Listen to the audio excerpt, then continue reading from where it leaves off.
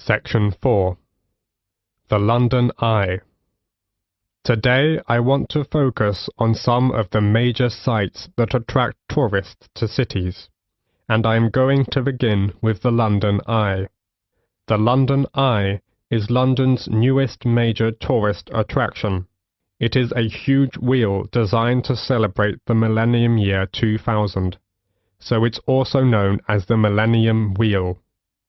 It stands at Millennium Pier on the south bank of River Thames, close to the south end of Westminster Bridge, and within an easy walk of the Houses of Parliament and Big Ben. Though it looks like a huge Ferris wheel, the London Eye is no fairground thrill ride, but a slow and stately way to experience London in a unique way. The London Eye is the UK's most popular paid-for visitor attraction, visited by over 3.5 million people a year. The Eye was built between 1998 and 2000. It seems remarkable that a site that has so quickly become a symbol of modern London has been around for such a short time. It took fully 7 years from start of the design process to create the Eye. It was intended to stand for only a few years, but it proved to be such a popular attraction that the decision was made to make the wheel a permanent feature of the London landscape. The Eye was sponsored by British Airways, and for several years after opening, it was referred to as the British Airways Millennium Wheel. Today the London Eye is under the ownership of the London Eye Company, a subsidiary of Merlin Entertainments Group Company. Constructing the Merlin Entertainments London Eye was a massive challenge. It's the tallest cantilevered observation wheel in the world, rising high above the London skyline at 135 meters. It was a piece of daring innovation and revolutionary design which combines the best of British design, architecture, and engineering with an exceptional team of experts. Before the talk goes on, you have several seconds to look at questions 36 to 40.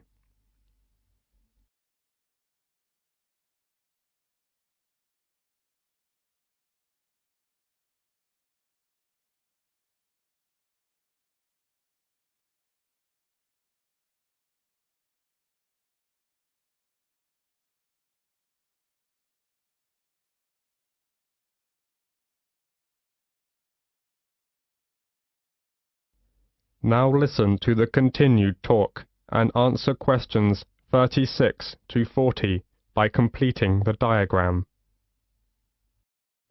So, how is that great wheel held up? How did it get there?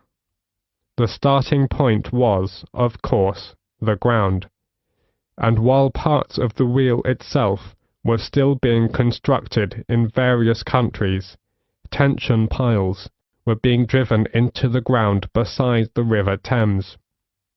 This was the first step, and once these were securely in place, a base cap was installed over them as a kind of lock, with 2 giant plinths pointing up, onto which an A-frame was attached, like a giant letter.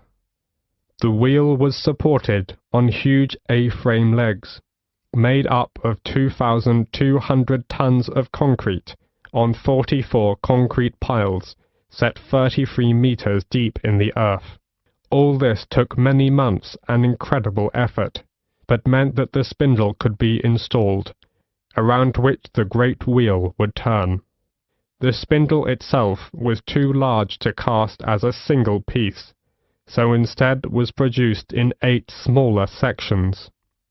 Now the project really was in business, and the vast rim, with spokes like an outsized bicycle wheel, could be brought in.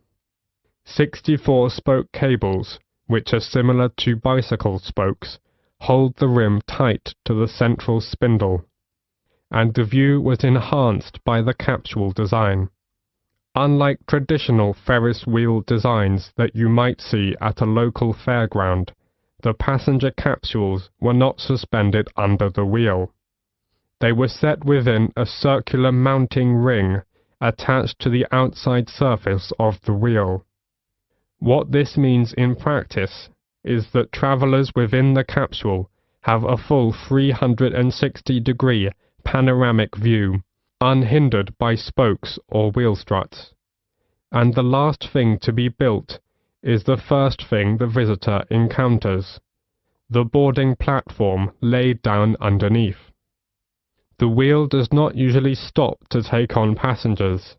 The rotation rate is slow enough to allow passengers to walk on and off the moving capsules at ground level. It is, however, stopped to allow disabled or elderly passengers time to embark and disembark safely. That is the end of section 4. Now you have half a minute to check your answers.